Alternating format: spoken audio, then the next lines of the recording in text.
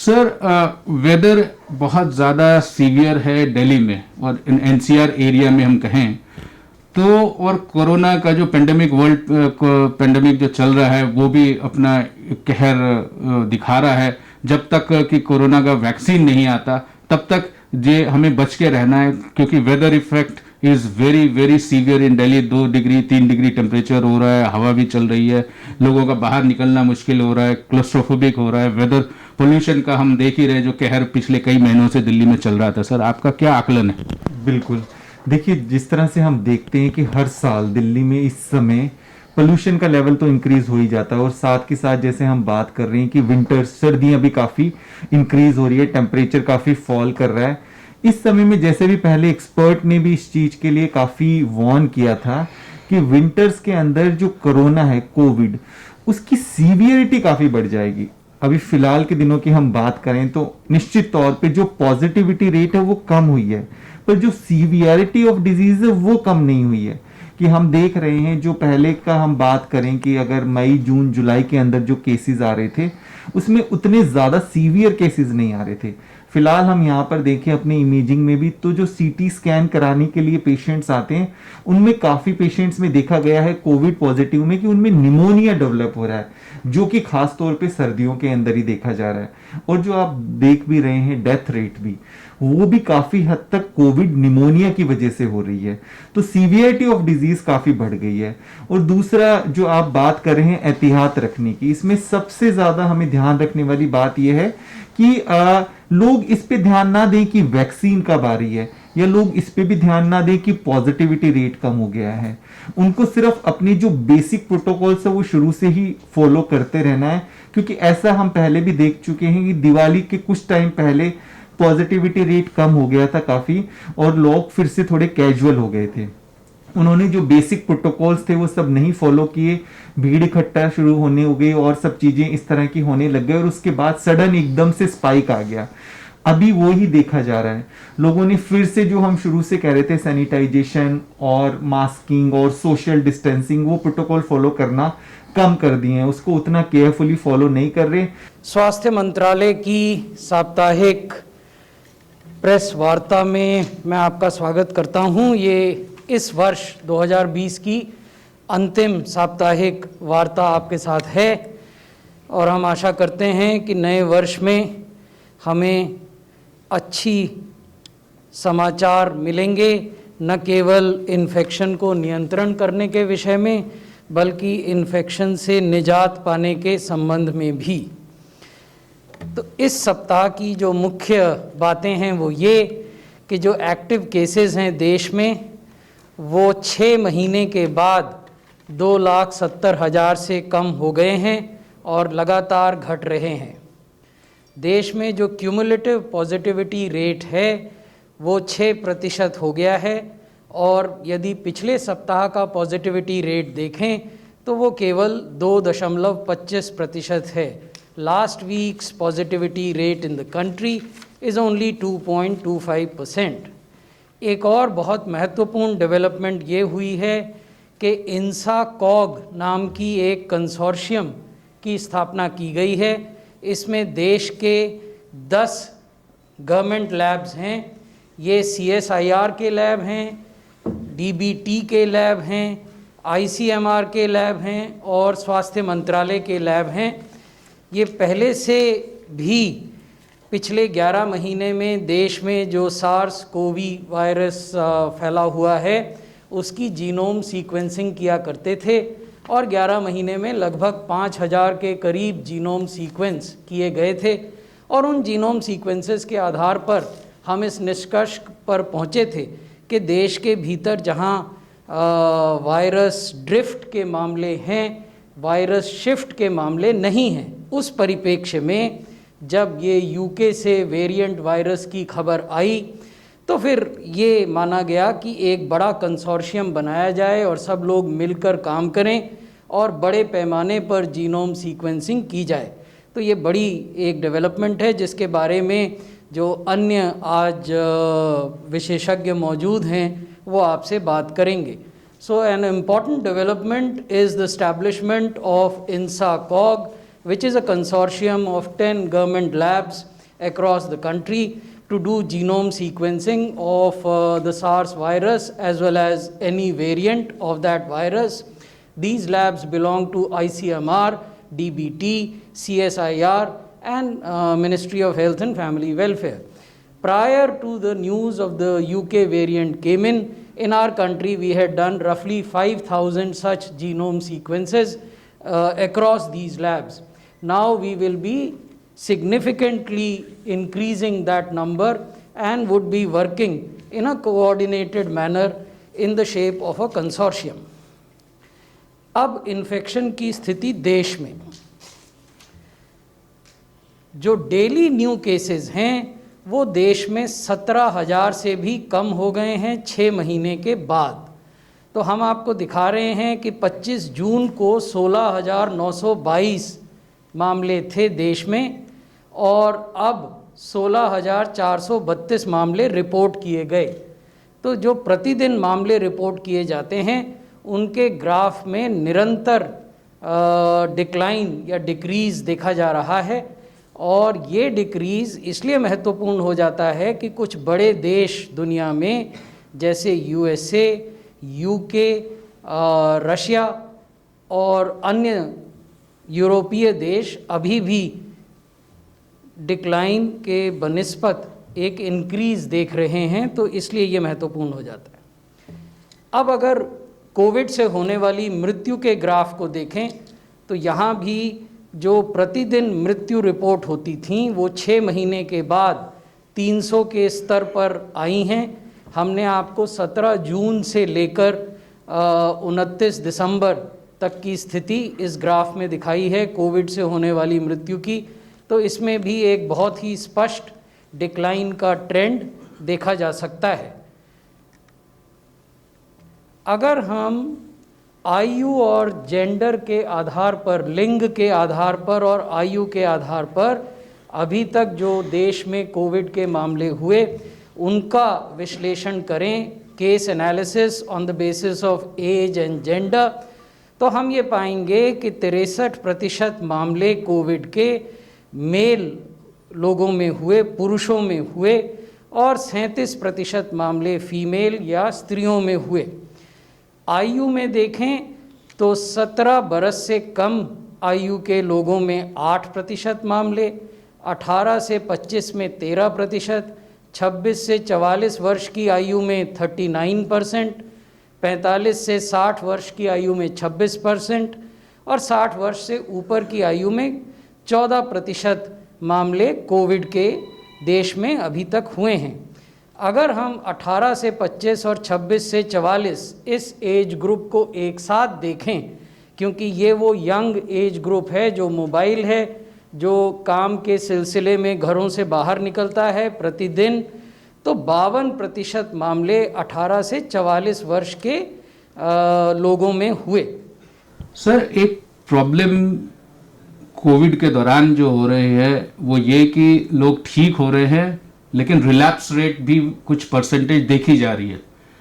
कुछ पेशेंट्स में relapse rate हो रही है लेकिन उनकी सीवियरिटी बहुत ज़्यादा बढ़ती जा रही है, which is a matter of concern. What is your suggestion and what आपका क्या ऑब्जर्वेशन है इसके बारे में, क्योंकि ये बहुत बड़ा कंसर्न हो रहा है और ये कंसर्न तब भी आएगा जब कोविड की वैक्सीन आ जाएंगी, पहला पैच फिर दूसरा पैच, 28 दिन का डिफरेंस है दोनों के बीच, प्लस जो इम्यून सिस्टम डेवलप करेगा वो 3 महीने है। तो लोग ये सोचते हैं कि जैसे हमने एक गोली खाई पैरासीटामोल और हम कल ठीक हो जाएंगे। आपका क्या आकलन और क्या एडवाइस होगा, because this is very going to be a very big communication for the government and for the medical practitioners और मेडिकल जो पैथ लैब्स हैं, आप लोग सबके लिए, पूरे मेडिकल फ्रेटर्निटी के लिए ये बताना बहुत ज़रूरी है और इसी वजह से ये इंपॉर्टेंट सब्जेक्ट पे आज हम आपसे बात करना चाह रहे थे। जी जी बिल्कुल।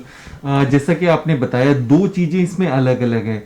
एक तो हम बात करें कि पोस्ट कोविड सिंड्रोम, जो आप कोविड से रिकवर्ड पेशेंट है उनमें भी अभी काफ़ी चीज़ें देखी जा रही है कि उनका इन्फेक्शन किस तरह से हुआ था, क्या वो माइल्ड कैटेगरी में आए थे। जो लोगों को हल्का फुल्का इन्फेक्शन हुआ माइल्ड, वो रिकवर होके उनको पोस्ट कोविड बहुत ज़्यादा प्रॉब्लम नहीं हो रही। दूसरा लेवल आ गया मॉडरेट, उनका हल्का हल्का कुछ प्रॉब्लम हो रहा है। एंड थर्ड, जो सीवियर, जो लोग हॉस्पिटलाइज्ड हुए थे वो हॉस्पिटल से डिस्चार्ज होने के बाद भी उनमें काफ़ी तरह की प्रॉब्लम्स आ रही है। साइकोलॉजिकल प्रॉब्लम्स भी आ रही है, फिजिकल प्रॉब्लम भी आ रही है। ज़्यादातर हम देखें उन पेशेंट्स को अभी भी वो कंप्लेंट करते हैं कि हमें हैवी चेस्ट कंजेशन, लिथार्जिक की बहुत ज़्यादा बॉडी में सीवियर वीकनेस, इवन उनको चलने में भी प्रॉब्लम्स, तो इस तरह के सिम्टम्स आ रहे हैं क्योंकि ये एक नया वायरस है और लगभग अभी उसको 1 साल हुआ है। इसके पोस्ट कोविड सिक्वेल क्या इफेक्ट होंगे वो अभी और आगे उसके ऊपर रिसर्च चल रही है, देखी जा रही है कि किस किस तरह की और क्या क्या कॉम्प्लिकेशंस आ सकती है, क्योंकि अभी तो बीमारी का एक्यूट मैनेजमेंट में ही सब हेल्थ केयर इंडस्ट्री पूरी तरह से बिजी है। दूसरा आ गया वैक्सीनेशन के साइड इफेक्ट। तो वैक्सीनेशन के साइड इफेक्ट के लिए भी मैनेजमेंट करने के लिए भी जो है इसके ऊपर डिस्कशन चल रहा है कि अगर ऐसा कुछ होता है तो उसके लिए हमारी प्रिपरेशंस और वो सब चीज़ें कैसी है, तो उसके ऊपर अभी आगे और बातें देखी जाएगी। जैसे वैक्सीनेशन का फर्स्ट फेज शुरू होगा, क्योंकि वैक्सीनेशन में ये किया है कि जिस तरह से गवर्नमेंट ने कैटेगराइज किया है कि इनिशियली हम हेल्थ केयर या हमारे सीनियर सिटीजन्स हैं उनको देंगे, पर इसमें एक चीज़ और भी ऐड है जो मैं ध्यान खिंचवाना चाहूँगा कि सीनियर सिटीजन और वो सब बातें तो बिल्कुल एकदम ओके है, पर हमारा यूथ, अभी अगर पहले भी हम देखा जाए तो सबसे ज़्यादा जो यूथ हमारा इन्फेक्ट हुआ था, और यूथ में भी पर्टिकुलरली एक सेगमेंट ऐसा है जिनकी इम्यूनिटी बहुत लो है ना। तो यूथ को भी हमें इस वाले जो हमारा अभी वैक्सीनेशन वाला कैंपेन चल रहा है उनमें भी जो वो वाला सेगमेंट जिनकी इम्यूनिटी लो है उनको भी शामिल करना बहुत जरूरी होगा कि कहीं सर आपने यूथ की बात कही तो ये मुझे ऐसा महसूस हो रहा है कि जो यूथ है वो सोचते थे कि उनको इलनेस नहीं होगी।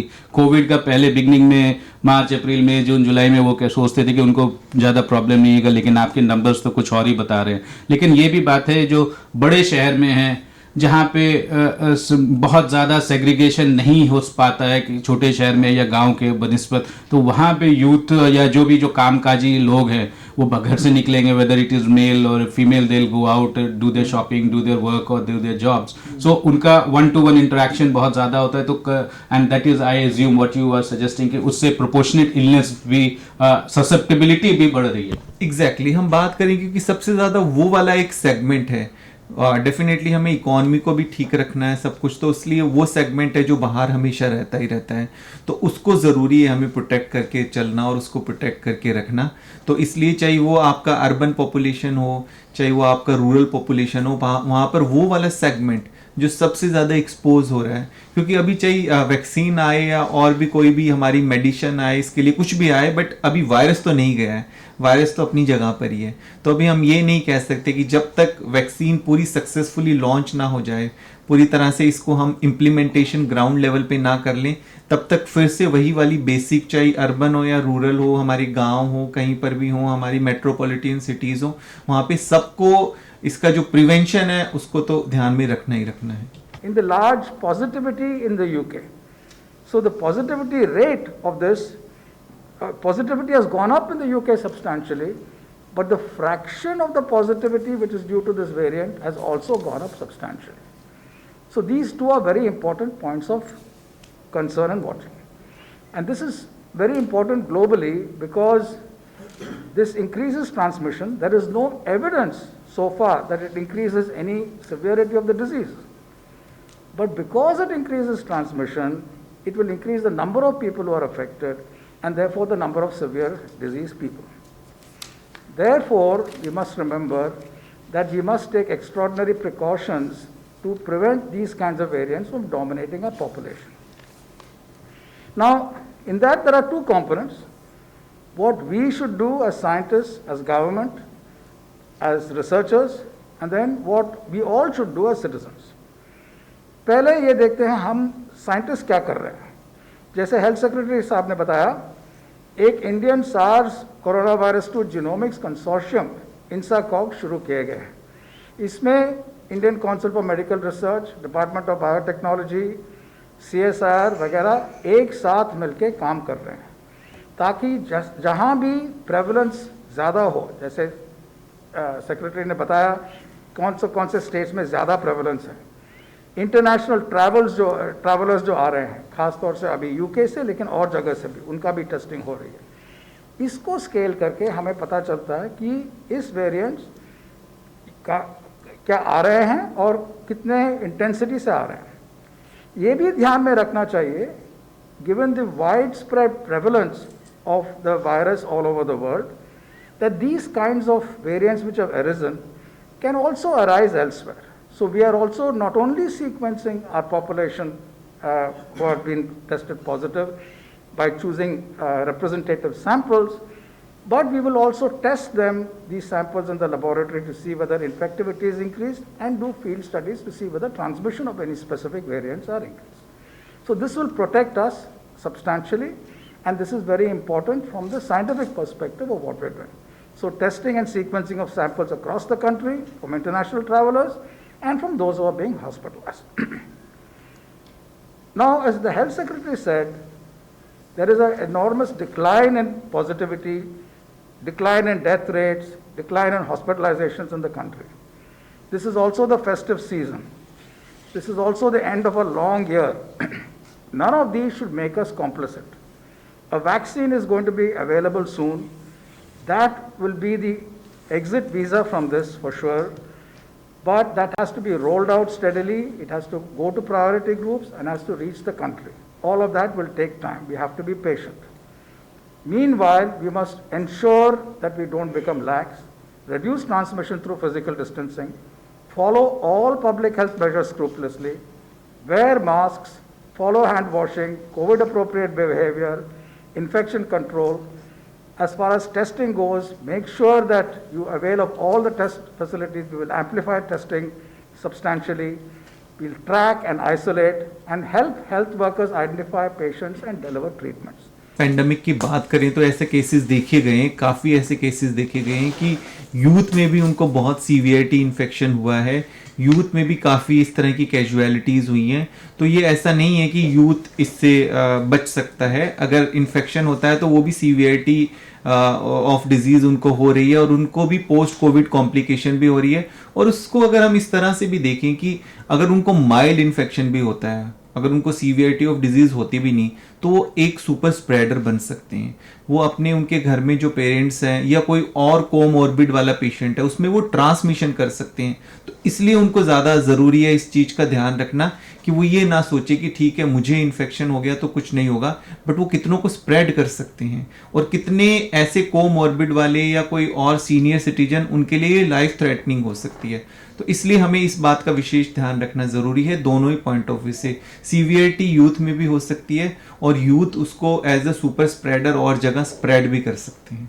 तो ये एक बहुत इंपॉर्टेंट बात सर ने बताई कि आप यूथ हैं, आपको हो सकता है कि आपको बहुत ज़्यादा इम्पैक्ट आप पे ना हो इस कोविड-19 का, लेकिन ये भी इम्पॉर्टेंट है कि यदि आप पे नहीं हो रहा है लेकिन आपके इर्द गिर्द जो लोग हैं, आपके इमीडिएट फैमिली में आपके वेल विशर्स हैं, आप उनको कर सकते हैं, क्योंकि उनकी इम्यून सिस्टम आपकी इम्यून सिस्टम से शायद थोड़ी कम हो या वो ज़्यादा कोप न कर पाए, चाहे आपके घर में बच्चे हो या फीमेल हो या एल्डर पेरेंट्स हो या एल्डरली लोग हो या फिर आपके सराउंडिंग में जहां आप जा रहे हैं. तो ये एक self help and at the same time helping society at large, helping the country at large is important, because there is a severe stress on the medical fraternity. I can understand, and the casualties that we have seen in Delhi, हमने देखा 10,000 casualty हुई हैं, which is such a big number and it is very threatening number as well.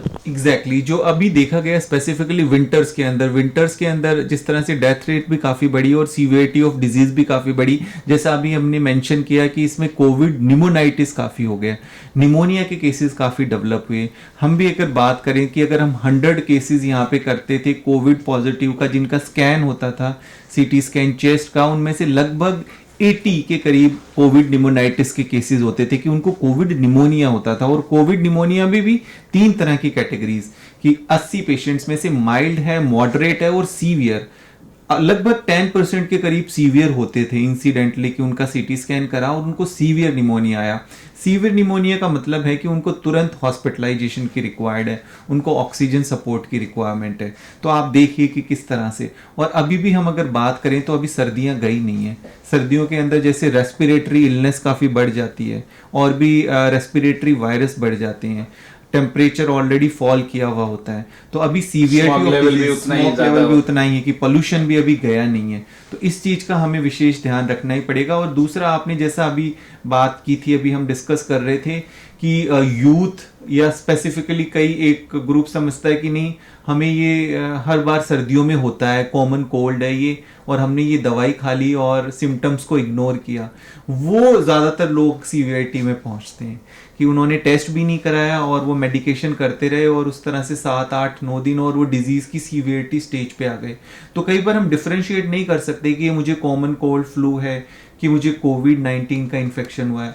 तो इसलिए ज़रूरी है test कराना। जिस तरह से टेस्ट का प्राइस भी अब काफ़ी कम हो चुका है और बहुत जगह टेस्ट फ्री अवेलेबल है दिल्ली गवर्नमेंट की डिस्पेंसरीज में, और हर एक 2-4 किलोमीटर के बीच में आपको कहीं ना कहीं आपको मिल ही रहा है टेस्ट। तो आपको टेस्ट तुरंत कराना है, क्योंकि टेस्ट कराते टाइम अगर हम पहले बात करें तो लोगों को एक एज अ स्टिग्मा लगता था कि घर पे मेरी स्टिकरिंग हो जाएगा और सब, बट आजकल ऐसी बात नहीं है। तो इसमें सबसे इंपॉर्टेंट है कि आप खुद उसको जज ना करें कि ये मेरा कोल्ड है या मेरे को एलर्जिक प्रॉब्लम होती है या नहीं। आप तुरंत टेस्ट करा के एटलीस्ट उसको डिफरेंशिएट कर लीजिए। और टेस्टिंग में भी एक चीज हमेशा देखी गई है जो हम देख रहे हैं पिछले 8 महीने से, कि कई बार आपने टेस्ट कराया और टेस्ट कराने के बाद नेगेटिव आया तो उसमें ज्यादातर लोगों को लगता है कि अच्छा मेरा तो नेगेटिव आ गया, मैं आराम से घूम सकता हूं। ऐसा नहीं है। आपने किस समय पे टेस्ट कराया वो ज्यादा इंपॉर्टेंट है। आपने फर्स्ट टाइम टेस्ट कराया, वो नेगेटिव आ गया, इसका मतलब ये जरूरी नहीं है कि आप नेगेटिव है। कई बार 2 या 3 बार टेस्ट कराने के बाद पॉजिटिव होता है। तो इस तरह से हम अपने सिम्टम के साथ अगर इधर उधर मूव करते हैं तो आप ये देखिए कि हम कितने लोगों को वो इन्फेक्शन ट्रांसमिट कर सकते हैं। तो इसलिए बहुत ज़रूरी है रीटेस्टिंग। टेस्ट कराया फिर आपको रीटेस्ट कराना है, हाँ, कि अगर मेरे सिम्टम्स नहीं गए हैं, मुझे लग रहा है कि ये सिम्टम्स हैं। और आजकल तो बिल्कुल सोशल मीडिया पे और इस हर जगह अवेयरनेस हुई है। यहाँ तक तो हमारे प्रधानमंत्री भी जी कहते हैं कि आप मास्क पहनिए, 2 गज की दूरी रखिए और सारे प्रिकॉशंस जो हैं वो आप अपना इम्यून सिस्टम बढ़ाइए, विच इज़ वेरी इंपॉर्टेंट। लेकिन एक सर ये मैं जानना चाहता हूँ, अब हम एक और सब्जेक्ट के आगे बढ़े। आप लोगों ने कोरोना टाइम में दिल्ली में खासकर और दिल्ली के एडजॉइनिंग एरियाज में आपका ये स्टार इमेजिंग जो पैथ लैब है, ये सरकार के साथ, दिल्ली सरकार के साथ मिलकर के आपने कोविड के टेस्ट कर रहे थे। अब एक आशा जो बन रही है कि अगले साल जनवरी या फरवरी या मार्च जब भी भारत सरकार इसको ये वैक्सीन आएगी, तो क्या आप लोग भी उसमें इन्वॉल्व हैं? आपकी भी दिलचस्पी, so because you have been working for last 4, 5, 6 months now with government, so that would be a natural progression और the domain expertise जो आप लोगों ने हासिल किया है, या और जो वैक्सीन के लिए तैयारी है उसके लिए क्या पोजीशन है, थोड़ा उस पे बारे में आप अपने विचार रखें। एग्जैक्टली जैसा अभी हम बात कर रहे थे कि अब हम वैक्सीन वाले फेज में आ रहे हैं और हमने अभी देखा, इसमें एक चीज पे मैं ध्यान खिंचवाना चाहूंगा कि यूके एंड यूएस में हमने देखा जिस तरह से इस वैक्सीन के साइड इफेक्ट आ रहे हैं। तो साइड इफेक्ट मैनेजमेंट के लिए फिलहाल अभी तो गवर्नमेंट सिर्फ सरकारी केंद्रों तक ही इसको लिमिट कर रही है। अब इसमें 2 चीजें हैं, इसमें हम कुछ देख रहे हैं कि कुछ ऑनलाइन फ्रॉड भी हो रहे हैं वैक्सीन को लेके, पर अब इसमें ध्यान रखना जरूरी है कि ये वाली जो वैक्सीन है ये सरकारी मान्यता प्राप्त केंद्रों पर ही होनी चाहिए उपलब्ध, पहली बात। और दूसरी बात, इसमें गवर्नमेंट को प्राइवेट सेक्टर्स को इंक्लूड कर रही तो ये और बेहतर तरीके से इंप्लीमेंट हो सकती है कि जिस तरह से टेस्टिंग में गवर्नमेंट ने प्राइवेट लैब्स को, हॉस्पिटल को, सबको इंक्लूड किया और एक बॉडी जो उनको सबको गाइडलाइंस को इम्प्लीमेंट करने के लिए ध्यान रखती है। इसी तरह से वैक्सीन डिस्ट्रीब्यूशन में भी वो जो आपका प्राइवेट हेल्थ सेक्टर्स है वो बहुत अधिक उनकी हेल्प कर सकता है, क्योंकि प्राइवेट हेल्थ सेक्टर के पास ऑलरेडी वो रिसोर्सेज हैं, उनके पास एक ट्रेन्ड पैरामेडिकल फोर्सेज है, उनके पास कोल्ड चेन मेंटेन करने के लिए ग्राउंड लेवल पे उनके पास लॉजिस्टिक बॉयज अवेलेबल हैं। तो आई थिंक अगर इसमें प्राइवेट सेक्टर्स भी इसमें शामिल हो गवर्नमेंट के साथ तो इसको ग्राउंड लेवल पे इम्प्लीमेंटेशन कर सकते हैं ठीक तरीके से। कि पहला तो लॉजिस्टिक मैनेज करने के लिए, और सेकंड लेवल पे जो उनके पास ट्रेन्ड मैन पावर है उसको भी वो यूज कर सकते हैं, और थर्ड इसके जो पॉसिबल साइड इफेक्ट्स हैं उन साइड इफेक्ट को मैनेज करने के लिए भी जो है प्राइवेट सेक्टर काफी हद तक सरकार के साथ को सहायता प्रदान कर सकता है। Help coming from any way, हमारे देश में as it is health sector में अंडर स्टाफ है, डॉक्टर्स की कमी है, रेसिडेंशियल डॉक्टर्स की कमी है, पैरामेडिक्स की कमी है। तो ये जो आपने सजेशन दिया that is could be a very very welcoming step, और आप लोग तो 6 महीने से आप लोग इस पे काम कर ही रहे हैं, कोविड के सिचुएशन को आप लोग डील कर रहे हैं। जब तक प्राइवेट सेक्टर आया उसके बाद से जो टेस्टिंग के नंबर्स हैं वो 10 टाइम्स बढ़ गई, पूरे हिंदुस्तान में बढ़ गई, रेट्स भी कम है। जब वो टेस्ट होंगे तो नेचुरली डिमांड सप्लाई और कॉस्ट इम्प्लीकेशंस भी होंगे, तो रेट्स भी कम हो गई। जो एक स्टिग्मा था उसके बारे में भी आपने कहा कि जब कोविड था तो स्टिग्मा था कि मैं टेस्ट नहीं कराऊंगा, अरे मेरे घर में वो चेपी लग जाएगा, म्यूनसिपैलिटी आकर के हमारे को ऑड मैन आउट कर देगी। But it is also important कि जब सपोर्ट मिल रहा हो, और ये भी कहा जा रहा है कि एक दिन में एक सेंटर में 100 को ही आप टेस्ट, क्योंकि वो उसको 2-3 घंटे रखना है, उस पेशेंट को देने के बाद 2-3 घंटे रखना है, फिर ये 28 दिन का साइकिल है, जब दूसरा पहला टेस्ट और दूसरा पहला वैक्सीन और दूसरा वैक्सीन, उसके बाद फिर सर ये भी कहा जा रहा है कि 3 महीने के बाद आपके अंदर बॉडी में एंटीबॉडी पैदा होगा। तो यानी कि ये 3 महीना 4 महीने का ये प्रोसेस है। This is not something that is happening, आपने दवाई लिया और पैरासीटामोल खाया और अगले दिन आप काम पे निकल गए। एग्जैक्टली बिल्कुल, ये एक एज अ प्रोजेक्ट की तरह है। और जिस तरह से मैंने आपको बात की कि हाँ, उसको अगर हम गवर्नमेंट ऑर्गेनाइजेशन और साथ में प्राइवेट सेक्टर्स भी मिल के इसको इम्प्लीमेंट करें, जैसा आपने बताया कि उसमें डे केयर की फैसिलिटी की भी ज़रूरत है, तो वो काफ़ी हद तक प्रोजेक्ट काफ़ी अच्छी तरह से आगे इम्प्लीमेंट हो सकता है। और पॉसिबल साइड इफ़ेक्ट को भी मैनेज करने के लिए प्राइवेट सेक्टर्स गवर्नमेंट की काफ़ी इस तरह से हेल्प कर सकते हैं। और दूसरा जो प्राइवेट सेक्टर है, हमें ये भी ध्यान रखना है कि इसका प्रिवेंशन भी करते रहना है। साथ के साथ कि हमारी ड्राइव चल रही है वैक्सीनेशन की, तो साथ के साथ टेस्ट की प्रिवेंशन का भी हमें ध्यान रखना है कि एक अलग से इसका चलता रहेगा कि ये हमारे पॉजिटिव केसेस है उनको भी टाइम से, जो हम शुरू से एक स्ट्रेटजी चल रही है कि उनको ट्रैक किया और उसके बाद आइसोलेट किया और ट्रीट किया, तो वो भी स्ट्रेटजी साथ के साथ फिर से रिपीट होगी जब post vaccine. Exactly, post vaccine या ड्यूरिंग वैक्सीन भी चलता रहेगा ये। क्योंकि हमें अभी आप ये देखिए कि गवर्नमेंट ने जैसा बताया कि इनिशियली तो जो टारगेट हम कर रहे हैं वो हम सीनियर सिटीजन्स को कर रहे हैं, हेल्थ केयर को कर रहे हैं, पैरामिलिट्री फोर्सेस को कर रहे हैं, बट बहुत एक काफ़ी ऐसा वर्ग है जो जिनको अभी वैक्सीन नहीं पहुंचेगी, तो वो उस पर जो आपका प्रिवेंशन वाला है वो वाली स्ट्रैटेजी तो चलती रहेगी। और प्रिवेंशन वाली स्ट्रैटेजी में डेफिनेटली हेल्थ केयर, जो प्राइवेट हेल्थ केयर सेक्टर है, उसका काफ़ी बड़ा रोल रहेगा कि टेस्टिंग थोड़ी आपका वैक्सीन आ गया तो टेस्टिंग थोड़ी बंद हो जाएगी, टेस्टिंग वाला जो प्रोसेस है वो साइमल्टेनियसली चलता रहेगा। जैसा हम शुरू से बात कर रहे थे कि टेस्टिंग की कैपेसिटी तो बढ़ाते ही रहना है, क्योंकि अभी डिजीज तो है ही प्रेजेंट, तो टेस्टिंग की कैपेसिटी बढ़ती रहेगी। क्योंकि बीच में अभी क्या हुआ था कि हमने बेड्स की कैपेसिटी पे बहुत ज़्यादा काम नहीं किया, और आपने देखा होगा कि कुछ दिनों पहले दिवाली के पास लगभग जो बेड्स की कैपेसिटी थी वो हमें फिर बढ़ानी पड़ी। उस टाइम हमने बेड की कैपेसिटी पे बात नहीं किया और उस तरह से चारों तरफ एक माहौल था कि बेड्स अवेलेबल नहीं है ना, और टेस्टिंग की कैपेसिटी हम बढ़ा रहे थे। तो इस बार भी अगर वैक्सीन आ गया तो वैक्सीन वाली एक ड्राइव अलग चलेगी, बट जो टेस्टिंग की ड्राइव है वो अलग चलेगी। तो वो साइमल्टेनियसली जो प्रिवेंशन है उस पर टेस्टिंग के रूप में भी काम चलता रहेगा, वैक्सीनेशन के रूप में भी काम चलता रहेगा।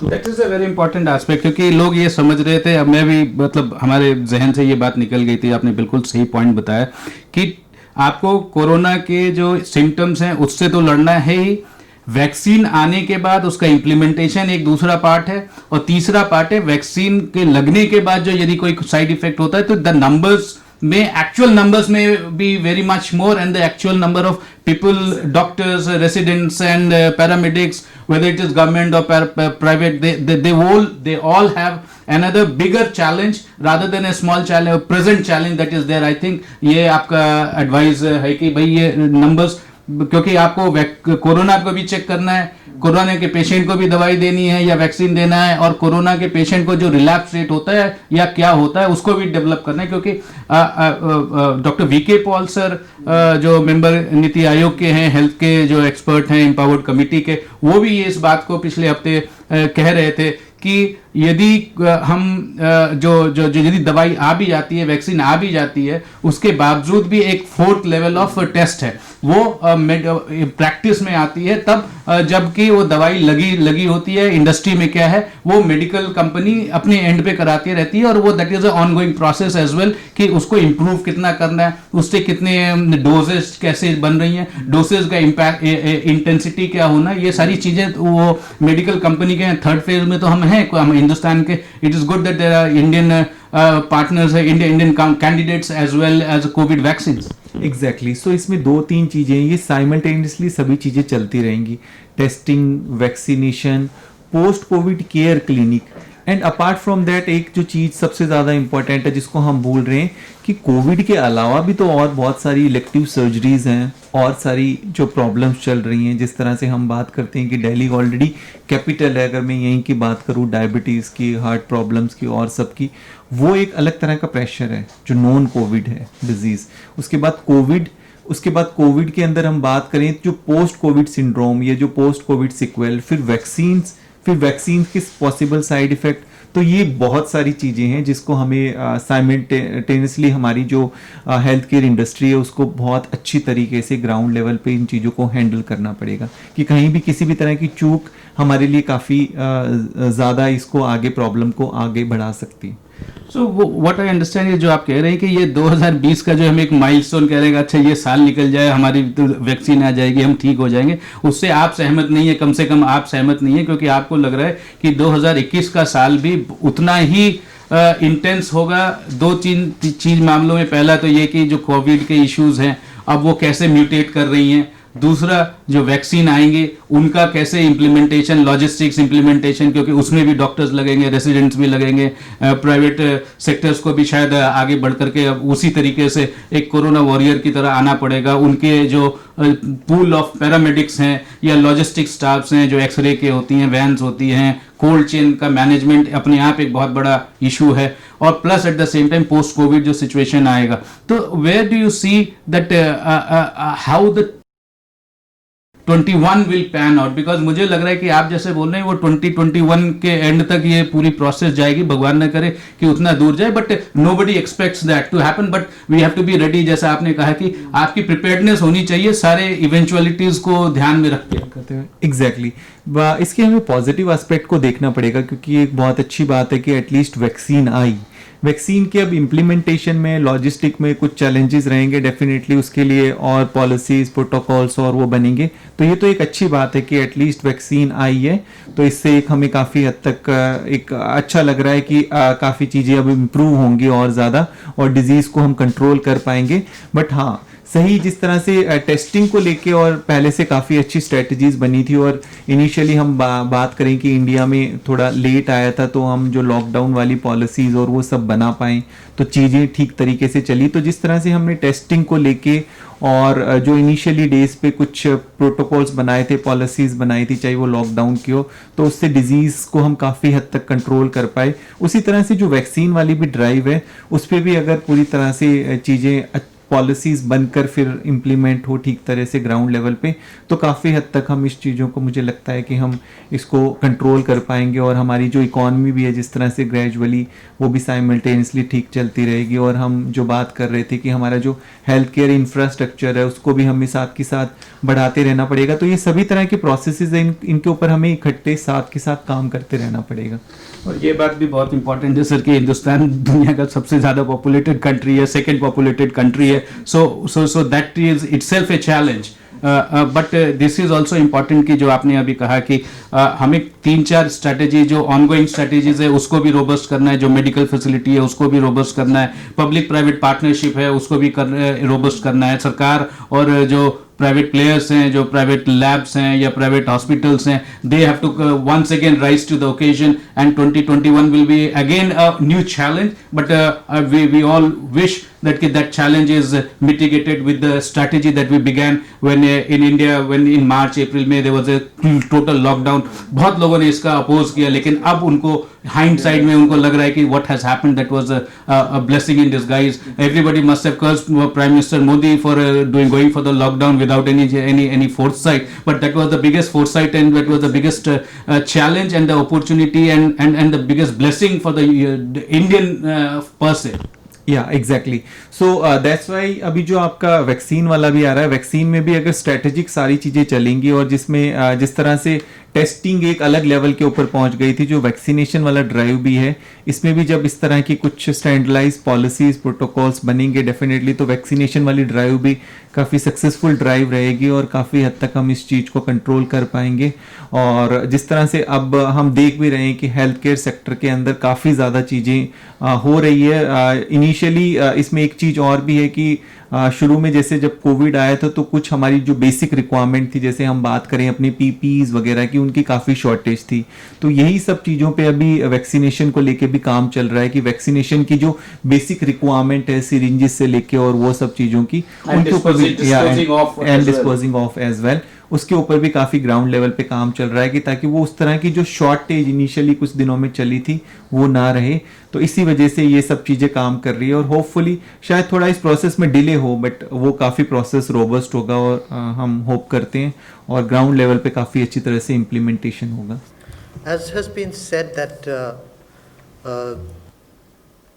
genetic mutations occur in these respiratory viruses, and the Health Secretary has said that these minor drifts may occur from time to time. But once several drifts occur, then they can become important, as has happened in the variant in the United Kingdom, which has higher transmissibility of about 60% or so. So that is a point of concern, although we are testing in India for those variants regularly.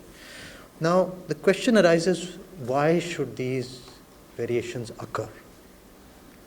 Now, these variations occur because of the immune pressure on the virus.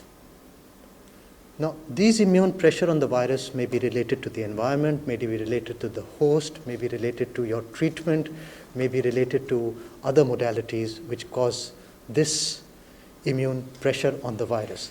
So it is important for our perspective also, from the scientific community perspective also, that we do not put too much immune pressure on the virus. Why we have to maintain the judicious use of therapies which are going to benefit. If their benefit is not established, we should not use those therapies. Otherwise, they will put a tremendous immune pressure on the virus, and the virus will tend to mutate more. So therapies that are well established should be used, and which are not well established, their use has to be, their very judicious use has to happen. So that is an important point to prevent the, and the point regarding the effectiveness of the vaccine has already been emphasized, and that remains, although much of the vaccines that are the front runners are targeting the S protein and also targeting the mRNA in there, but we find that they will continue to be effective. That is much of the data that is available, and we feel that we will be looking, and we have to be very careful to look for any immunity breakthrough that may happen by vaccination. So that is another important point. Immune pressure because of non-judicious use of therapies which are not established, number one. And number two is immunity breakthrough that may happen by the use of the vaccine. So we have to be careful and monitor that very critically. Thank you. Thank you. 2020 की कोविड-19 के परिप्रेक्ष्य में ये हमारी press briefing, last press briefing है as per schedule. So, as my very esteemed colleagues have highlighted, there are two strands of our thought processes, of our concerns. One is that we are consistently showing a decline in the number of cases, new cases, active cases, and declining number of deaths, very reassuring. And particularly it stands out because at this very period, during this very period, several nations are facing a devastating situation. 40,000 cases in a country of 6 crore people. It's amazing. So it's a very sobering moment for all of us. We are fortunate, but this is the result of the hard work and the participation of people of India. सब ने करके दिखाया और देश ने सब तरफ से अब चहुं ओर से दिखाई दे रहा है कि सब स्टेट में सिचुएशन बिल्कुल सेटल होती जा रही है. लेकिन सर्दी का मौसम है, अभी भी जहाँ तक हमें डेटा मालूम है बहुत सारी पॉपुलेशन ससेप्टेबल है, आएगा वायरस, पकड़ सकता है, पास ही है कहीं। और उसके साथ साथ ये जो यूके का एक नया म्यूटेशन आया है जो कि कंटेजियसनेस दिखाता है क्लासिकल वायरस से ज़्यादा, एक कंसर्न हमारे सामने पेश करता है। इन अ वे इट वाज एक्सपेक्टेड कि ऐसी म्यूटेशन हो सकती है, छोटी छोटी होती ही रहती हैं, लेकिन जब आया है तो क्लियरली एक डिस्टेबलाइज करता है हमारी तैयारी को, हमारे सिस्टम को, दुनिया में भी, अपने देश में भी। और आज जैसे प्रेस रिलीज में आपको बताया गया कि हम जो सिस्टमैटिक स्क्रीनिंग कर रहे हैं उसमें 6 केसेस कम से कम दिख गए हैं और अभी और काम चल रहा है। So this variant has travelled to other countries, several countries, but also to India. And therefore, this variant, this particular virus strain, may have its own run, and we have to be very, very careful, very careful. Please also remember that in a situation when the virus, a new virus or a new type of virus enters, it is easy to suppress that virus in the beginning, because कम लोगों में होगा, कम spread है उसका, फैला नहीं है, chain of transmission छोटी है। जब बहुत ज़्यादा चेन हो जाती हैं और मल्टीपल चेन चल पड़ती हैं ट्रांसमिशन की, फिर उसको काबू करने के लिए बहुत मेहनत लगती है, हमने देखा है ये। तो जो आप सोबरिंग थॉट सेक्रेटरी सर ने कही, पीएसए सर ने कही, डॉक्टर भार्गव ने कही, हमें प्लीज़ इसको बहुत ध्यान से सुनना है। जो बातें कही जा रही हैं वो यही है कि सावधानी से हटने का मतलब ही नहीं होता। और हम 3 तरह के रिस्पांस की आज बात कर सकते हैं। पहली रिस्पांस है जो साइंस की रिस्पांस है, विज्ञान की रिस्पांस है। हमारे जो वैज्ञानिक हैं, साइंटिस्ट हैं, लेबोरेटरीज हैं, और दुनिया में बेस्ट लेबोरेटरीज हैं हमारे पास, उन्होंने क्या काम किया। तो आज हमने प्रस्तुत किया आपके कि एक पहले जैसे काम कर रहे थे, वो एक नेटवर्क की तरह काम कर रहे थे, मिलजुल के कर रहे थे, लेकिन अब उसको बिल्कुल फॉर्मलाइज तरीके से एक स्ट्रक्चर दिया गया है, बहुत जल्दी में दिया गया, बहुत तरीके से, कॉम्प्रिहेंसिव तरीके से दिया गया, और एक कंसोर्शियम बनाया गया है, इंसाकॉग जिसका एक्रोनिम रखा गया है, कि 10 लेबोरेटरीज में जो बेस्ट लेबोरेटरीज हैं, दुनिया की बेस्ट लेबोरेटरीज से कंपेयर करती हैं, वहाँ पे हम मिलके काम करेंगे।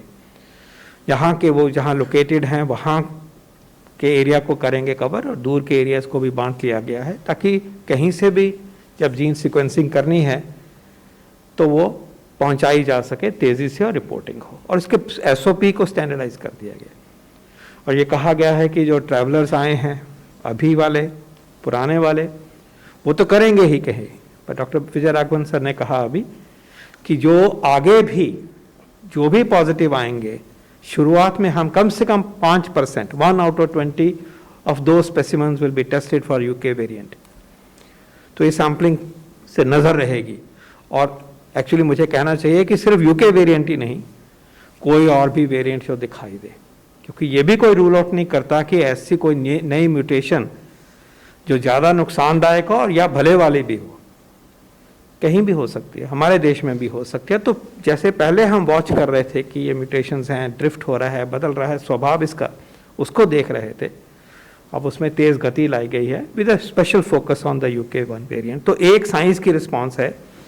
इसके अलावा ICMR ने फैसला किया है कि जिन पेशेंट्स में ये देखा जाएगा उसमें डिजीज़ की फॉर्म में कोई कमी है, कम सीरियस है, ज़्यादा सीरियस है, ये एस्पेक्ट देखा जाएगा। अभी तक हमें जहाँ तक लगता है कि सीरियसनेस अफेक्ट नहीं होती, सिर्फ फैलती है तेज़ी से, लेकिन ये भी लीजिए कि बहुत कुछ फैल गया तो ICUs भरेंगे तो नुकसान होगा। तो उसमें कोई अच्छी बात ये नहीं है कि हम सो सकते हैं, आराम कर सकते हैं। तो हम अपने तरीके से भी इसके क्लिनिकल कोरिलेट्स को देखेंगे। हम अपने लेबोरेटरीज में बियॉन्ड जीन सीक्वेंसिंग भी, उसके स्वभाव को जानने के लिए, उसकी इम्यूनोलॉजी को समझने के लिए जो और भी साइंटिफिक स्टेप्स होंगे वो बहुत ही कॉम्प्रिहेंसिव तरीके से किए जाएंगे, और हमारे पास कैपेसिटी है। So Delhi is understood as a benchmark for the country। और आप लोग दिल्ली में पिछले 4-6 महीने से कोविड के सारे प्रोटोकॉल को मेंटेन करते हुए जो उनका टेस्टिंग करा रहे थे, व्हाट इज योर अंडरस्टैंडिंग या क्या डेवलपमेंट है, सरकार से आपको अप्रोच किया गया या आप लोगों ने उन्हें अप्रोच किया या अपने रोबस्टनेस बताई, क्या है कोविड के वैक्सीन के, थोड़ा सा if you can shed some light. I know that these are the initial process, but again nonetheless something will turn up because of the experiences that you people have, the private labs have, and you all have stood the ground when the need was the max. सो इसमें मेरा समझना ये है कि जैसे हमने testing के लिए भी प्राइवेट पार्टनर्स को इंक्लूड किया गया और टेस्टिंग में काफ़ी उनका इम्पोर्टेंट रोल रहा, इसीलिए वैक्सीन डिस्ट्रीब्यूशन में भी जो है सरकार को health care, private hospital and path labs को इंक्लूड करने से काफ़ी हद तक जो है इस प्रोसेस को एक नेक्स्ट लेवल पे ले जाने में काफ़ी वो सहायक हो सकते हैं, क्योंकि उनके पास एग्जिस्टिंग इंफ्रास्ट्रक्चर है, मैन पावर है, और जो हम बात कर रहे हैं कि इसका कोल्ड चेन वाला, उसके लिए भी काफ़ी हद तक हॉस्पिटल एंड हेल्थ केयर के पास एग्जिस्टिंग वो चीज़ें अवेलेबल हैं. सर, जब मैं आपके साथ पिछले 2-3 महीने पहले जब हमारी आपकी बातचीत हो रही थी तो आपने कहा कि we as at Star Imaging path lab have invested heavily for the future, upgraded ourselves excessively with the capital input, capital investment for the future. Do you think that could be coming handy now when we are talking about the vaccination part? और ताकि आपने जो एक capacity building किया है, man power की, resource की, equipment की, कोल्ड चेन बनाने की, और जो लॉजिस्टिक्स, जो सारी चीज़ें, आप तो मैनेजमेंट भी, मेडिकल मैनेजमेंट के आप एक्सपर्ट हैं, आप मुझे बताएं.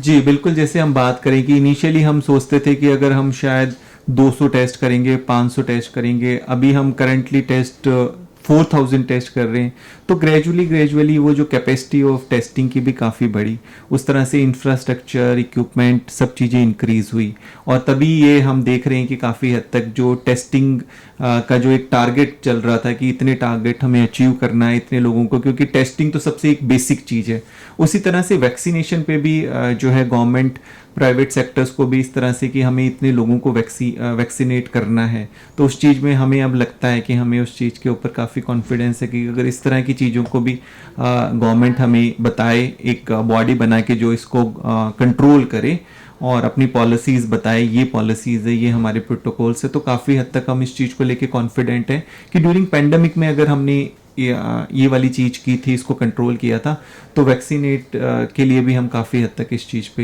हेल्प कर सकते हैं. और public health response by the government, by the administration, उसमें कोई कोताही की कोई गुंजाइश नहीं है. हमारी टेस्टिंग उसी लेवल पे चलेगी, उसकी रिपोर्टिंग, ट्रैकिंग, ट्रेसिंग, ये सब उसी तेज़ गति से, टेस्ट, ट्रेस, ट्रैक की जो हमारी पद्धति रही है उसमें कोई भी ढिलाई नहीं होगी. जहाँ क्लस्टर होगा अब भी वहाँ कंटेनमेंट जोन बनेंगे, वहाँ हाउस टू हाउस सर्च होगी, जो भी पॉजिटिव केस होगा वो आइसोलेट होगा, उसके जो कॉन्टैक्ट्स होंगे वो क्वारंटाइन होंगे, अलग होंगे. तो चेन्स ऑफ ट्रांसमिशन को हमने दबाना है, और आज कम नंबर है, हम ज़्यादा अच्छी तरह से दबा सकते हैं, इसमें कोई भी कमी की कोई गुंजाइश नहीं है, और ये इंस्ट्रक्शंस सब जगह पहुंचाई गई हैं, इसको हमें याद करना है. तीसरी रिस्पांस है जो हम सब की रिस्पांस है, पब्लिक की response, science response, public health response by the health system and the pandemic control system, and thirdly response by the people, public response.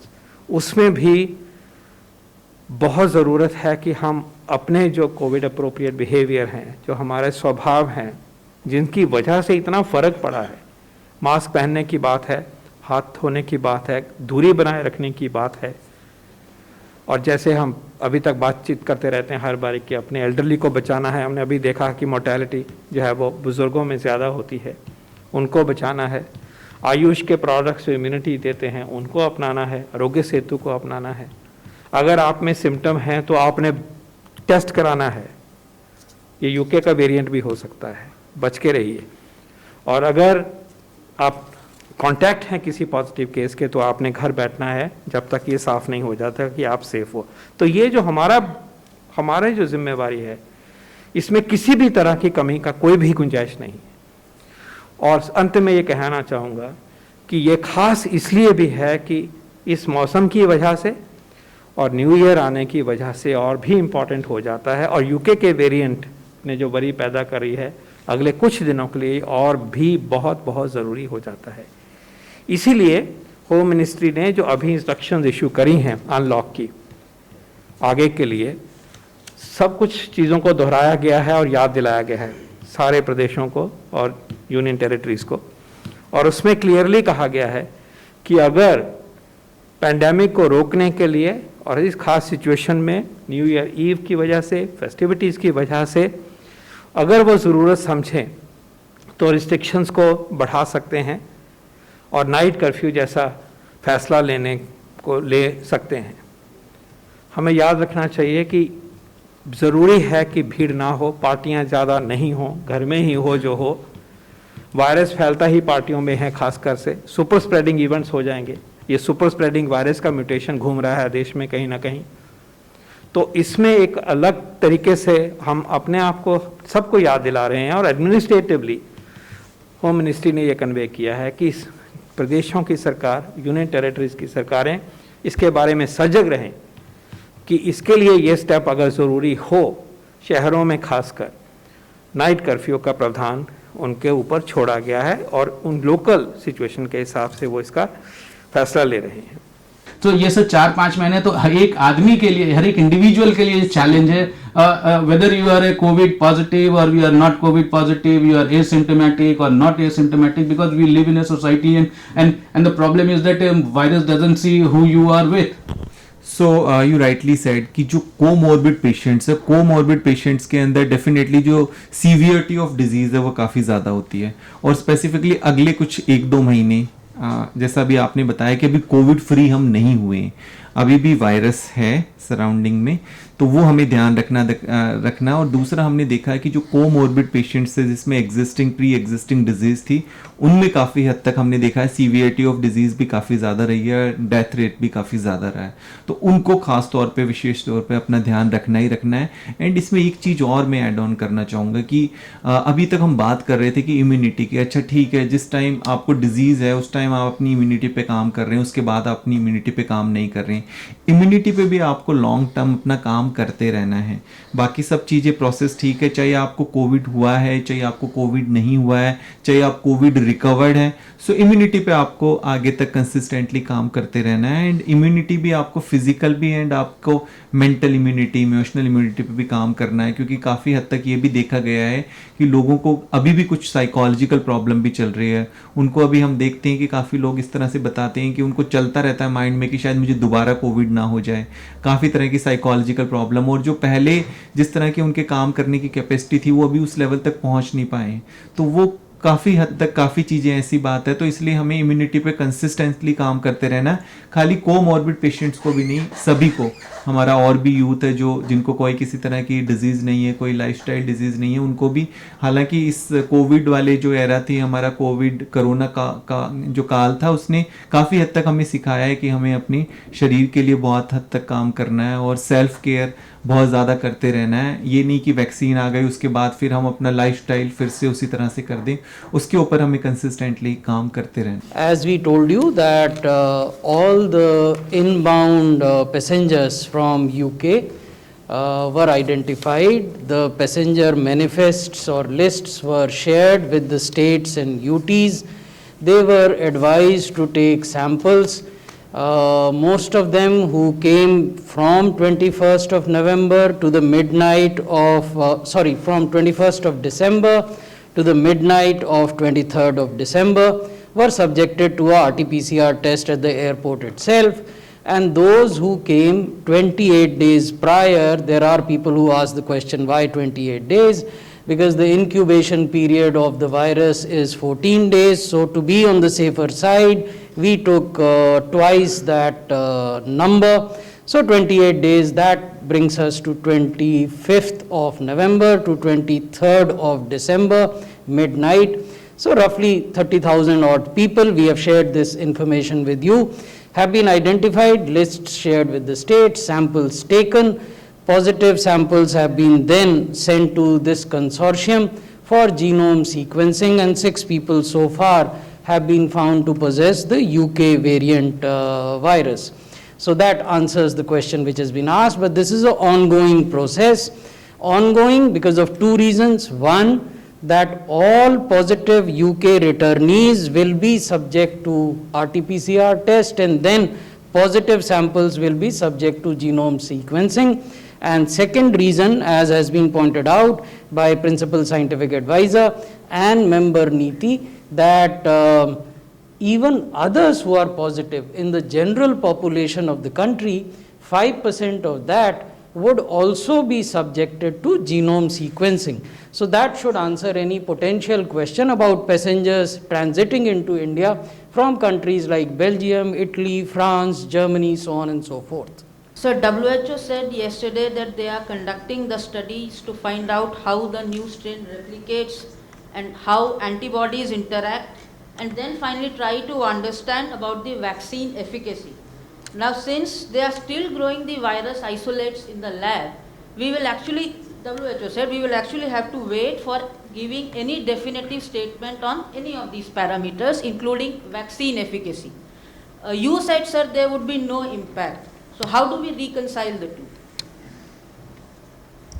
The WHO statements refer to a composite of different components about the behavior of the variants under laboratory conditions and about the immune response under laboratory conditions and vaccine efficacy and effectiveness, which are field parameters. We know for sure that the range of variants which are there in the UK variant and in the South Africa variant do not compromise something called a polyclonal antibody response. And all vaccine response currently are polyclonal antibody response. They target multiple parts of the protein, most of which are not affected by these changes. So there is no reason to believe that the vaccines will not work. What the WHO testing will do in the laboratory will tell you about the immunogenicity, about the effectiveness of neutralizing antibodies in the laboratory tests, and how viral entry and so on take place, which are very important to extend to field awareness and decision making. जो vaccination process है वो भी कोई छोटा process नहीं है। जितनी बड़ी जनता है, जितने बड़े लोगों को वैक्सीन करना है, ये भी कई महीनों तक चलेंगे, शायद 6-8 महीने तक यही प्रोसेस चलता रहे। पता चला 2021 में पूरा ये प्रोसेस है। What is your assessment? I assume that you will agree with me. 100% I do agree with you. इसमें क्या है कि हम ये ना सोचे कि वैक्सीन आ गई और हम पूरी पॉपुलेशन को कैटर कर लेंगे। जिस तरह से हम देख रहे हैं कि इंडिया की पॉपुलेशन, ये सबसे बड़ा एक हमारे पास चैलेंज है। तो ये तो सोचना कि नहीं वैक्सीन आई और हमें इजीली वैक्सीन मिल जाएगी, क्योंकि अभी तो आप ये देखिए कि एक बहुत बड़ा सेगमेंट है जो हमारे सीनियर सिटीजन्स का है, उसके बाद हमारी मिलिट्री, पैरामिलिट्री है, हमारा हेल्थ केयर ग्रुप है। तो कब तक किसके पास कहाँ तक वैक्सीन पहुंच पाएगी वो इतना इजी प्रोसेस नहीं है। और इसमें वो भी शायद sir, if I may interrupt, sorry, वो भी कई करोड़ लोग होंगे, कई करोड़ लोग होंगे कंट्री के पूरी पॉपुलेशन होगी। एग्जैक्टली अगर हेल्थ केयर की भी बात करें और कोमॉर्बिड वाले और सीनियर सिटीजन्स की बात करें तो वो भी करोड़ में है। तो इतना इजी नहीं है। तो इसको इस तरह से नहीं समझना कि वैक्सीन आ गई तो हमारे पास। और वैक्सीन का भी ये भी देखा जा रहा है कि वैक्सीन कितनी टाइम तक आपके बॉडी में एंटीबॉडीज रहेंगी, है ना। हमें ये भी चेक करना होता है कि एंटीबॉडीज, अभी आप देखते हैं कि कोविड पेशेंट जो रिकवर्ड हो गए उनमें कुछ में री इन्फेक्शन भी देखा गया है कि कितने टाइम तक आपके शरीर में एंटीबॉडी है। तो वो सब चीजें चल रही है। तो इसके ऊपर बहुत ज्यादा नहीं जाना, हमें अपनी अभी बेसिक जो चीजें हैं उनको ध्यान में रखना है। वैक्सीन को लेके बहुत ज्यादा हमें अच्छी बात है, वैक्सीन आ रही है, बट अभी पूरी तरह से इसके ऊपर डिपेंड नहीं रहना है। सर, वैक्सीन कुछ ही दिनों में आने वाला है, तो बताया जा रहा है कि 50 साल से ज़्यादा उम्र के लोग इसमें शामिल होंगे। तो कैसे ये डिसाइड होगा कि जो उनको कोमॉर्बिडिटी है, कैसे वो डिसाइड करेंगे? क्या उनको सर्टिफिकेट देना पड़ेगा? उनको कई सारी बीमारियां हैं, और कब से रजिस्टर कर पाएंगे और कहाँ कर पाएंगे? अगर किसी व्यक्ति को वो कोमॉर्बिडिटी है, डिजीज़ है, क्रॉनिक डिजीज़ है, सीरियस डिजीज़ है, जिसकी वजह से कोविड-19 बीमारी होने के ऊपर मोर्टेलिटी का रिस्क बढ़ जाता है, इसको एक क्राइटेरिया बनाया गया है। और दूसरा जो उम्र वाला क्राइटेरिया है जिसमें कि सभी शामिल हैं, कोमॉर्बिडिटी और नो कोमॉर्बिडिटी, उससे अलग करके इसको एक्सप्रेस किया गया है as a priority. That is the background. Now the issue is how do we ascertain, very right point. It is to be done systematically, and on this, committee has been constituted, which is actively working, which has something like 12 experts or maybe more, belonging to various specialties, including cancer, kidney, lung, heart, etc. And we are expecting their report very soon, in the next few days. They will also explain how the ascertainment has to be done. What is the basis of giving that particular, shall we say, certificate, that look, you are in the group where priority vaccination would be assigned to you. Remember, they are also been asked that keep in mind the severity of disease. A mild hypertension, which is prevalent in 30% individuals, adults, may or may not be the case for this entitlement, but a severe hypertension would be. So this is a technical area. This is in the domain of clinical sciences and epidemiological sciences, and this is the kind of group that is working on it, and we will come forth with their recommendations and the view of the NECVAC after the report is made available. But this will be available well in time, and we are on track for this. Winter has its own severity and it brings its own issues, medical issues, not only Covid related, otherwise also, जिसका आपने थोड़ा सा beginning में जिक्र भी किया था, थोड़ा सा उसके बारे में डर तो नहीं, चेतना हमें जगानी पड़ेगी उसके लिए। बिल्कुल बिल्कुल, जैसा आपने बताया कि विंटर्स के अंदर हम देखते हैं कि काफ़ी रेस्पिरेटरी वायरस काफ़ी बढ़ जाते हैं, सीवियरिटी ऑफ डिजीज़ काफ़ी ज़्यादा होती है। और दूसरा सबसे ज़्यादा इसमें चैलेंज ये रहता है कि विंटर्स के अंदर ज़्यादातर लोग डिफ्रेंशिएट नहीं कर पाते बीमारी का, कि अच्छा क्योंकि विंटर्स में चेंज होता है तो मुझे ये सीजनल एलर्जिक कंडीशन रहती है या ये मुझे फ्लू हुआ है, सर्दियों में अक्सर होता है। ज़्यादातर लोग इस तरह से बताते हैं कि नहीं, सर्दियाँ शुरू होते ही मुझे खांसी आना शुरू हो जाता है या मेरी साइनस की प्रॉब्लम बढ़ जाती है और सब चीज़ें बढ़ जाती है, तो वो डिफरेंशिएट नहीं कर पाते और वो डिफरेंशिएट ना करने की वजह से ही वो डिजीज़ की सीवियरिटी हो जाती है। तो खास तौर पे ये हमें ध्यान रखना है कि इस समय सबसे ज़्यादा हमें कोविड की तरफ ही ध्यान जाता है। अगर कोई भी आपको सिंपल जुकाम, खांसी, गला खराब, कोई भी ऐसी चीज़ होती है, फीवर, तो सबसे पहले हमारा इशारा जाता है कि कोविड तो नहीं है, क्योंकि सबसे ज़्यादा अभी कोविड चल रहा है। इस साल हमने जो देखा है, ना बहुत ज़्यादा टाइफाइड आया है, ना डेंगू आया है, ना मलेरिया आया, और सब चीज़ें बहुत ज़्यादा नहीं थी। सबसे ज़्यादा हमने कोविड ही देखा कि लेबॉर्ट्री में जो हम टेस्टिंग भी कर रहे हैं, और बाकी चीज़ें नहीं दिखी हैं। तो इसलिए हमें हमारा बिल्कुल ये वाला विंटर्स में हम डिफ्रेंशिएट कर नहीं पाते, तो इसलिए विंटर्स में एक्स्ट्रा केयरफुल रहने की ज़रूरत है। Samirji, thank you very much, and the most important thing is that you have the data and you have the numbers, because patients are coming to the labs, to the path labs to get themselves checked. So आपके जो numbers हैं वो कहते हैं ball park figure हैं, वो exact numbers हैं, beating the bulls I, and I think that input that you have given is that is very important, because यहाँ पे स्टार इमेजिंग में जब जैसे समीर जी ने बताया कि इन्होंने कोविड के आज की डेट में ये 4000 टेस्ट कर रहे हैं, तो इनके पास कोविड के जो टेस्ट के लिए जो आते हैं लोग वो आते हैं, उसके अलावा जो लोग आते हैं, जैसा इन्होंने बताया कि इस बार टाइफाइड नहीं हुआ, डेंगू नहीं हुआ और सारी बीमारियां नहीं हुई क्योंकि गाड़ियां नहीं चली, पोल्यूशन नहीं हुआ, तो पोल्यूशन एक समय में पोल्यूशन लेवल बहुत कम था। लेकिन ये भी जरूरी है कि जो नंबर्स आप बता रहे हैं, that is the exact numbers that can be collated into, or that can be extrapolated into some very right facts, and which could be handy in understanding the whole subject. And thank you for giving us the time and sharing your input from Star Imaging Path Labs to us. Thank you so much. And you rightly said कि जो भी हमारा discussion हुआ आज का वो सभी data driven है, और वो ग्राउंड लेवल पे जो चीज़ें हुई है उन्हीं ग्राउंड लेवल की चीज़ों के बेस्ड पे है। चाहे जो हमने बताया कि सर्दियों के अंदर अगर सीवियरिटी ऑफ डिजीज़ थी तो उसके पीछे बैकग्राउंड क्या था, जैसा हमने अपनी स्कैन्स में देखा कि निमोनिया बढ़ा, और वो भी बैकग्राउंड की हर साल हम जैसे देख रहे थे कि आपका सबसे ज़्यादा डेंगू आ रहा था इस टाइम पोस्ट मानसून, वो सब चीज़ें नहीं आई है। तो ये बिल्कुल एकदम डेटा बेस्ड हमने जो बात की है उसके पीछे एक साइंटिफिक बैकग्राउंड रहा है। Thank you so much.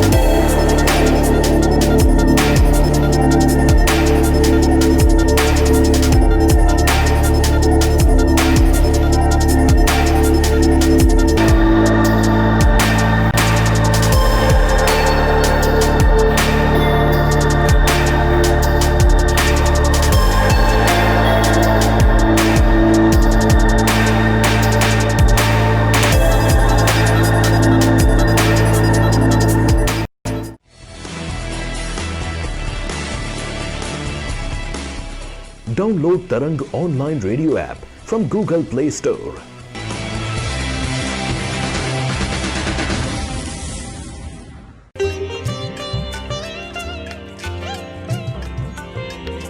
You are listening to Tarang Devotional Online Radio.